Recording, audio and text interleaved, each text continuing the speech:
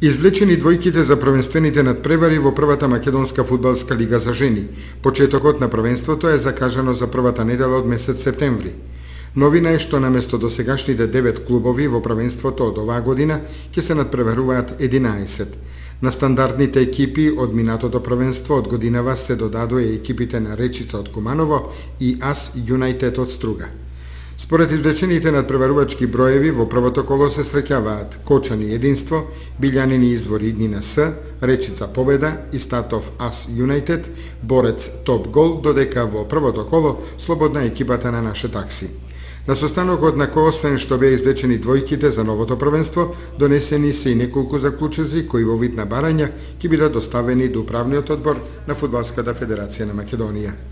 Инаку познати се и двојките во фудбалскиот куп на Македонија за жени. Во првото коло се среќаваат Единство Кочани, Топ Гол Иднина С, АС Юнајтед Истатов и Победа Билјанини Извори.